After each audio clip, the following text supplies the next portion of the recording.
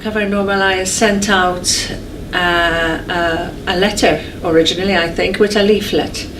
And I read about it, and it looked interesting, but I didn't really pay much notice because I've never had a patient with cavernomas. So I filed it in my list of useful information to be used whenever.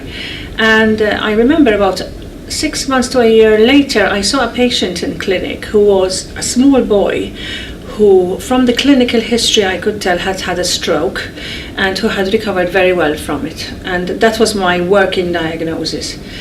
And I remember thinking at the time, should I start him on aspirin or shall I wait for the scan? And I said to myself, well, he's fine, he's recovered, let me just wait for the scan.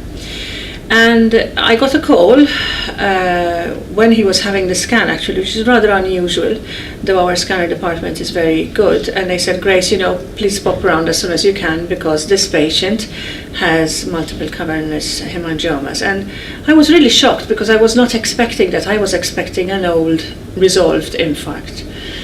And when I saw the scan, the child had multiple cavernomas, and one of them had obviously bled quite a bit, which was in keeping with the history that the mother gave us. And I said to myself, I'll just go and grab that leaflet. I remember receiving it, and let me go on the website, and I did. And it was a beautiful June summer's weekend. I remember distinctly, actually, and I read through it.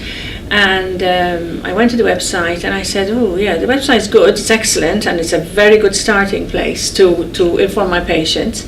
But it's not necessarily answering the questions that I am asking myself as a clinician because I don't know enough about this condition. So I remember emailing you, and I think you answered, thank you very much for your contact, really glad to have you on board, really glad you found our information useful, but we actually at this point in time do not have a professional group of people that can answer professionals' questions.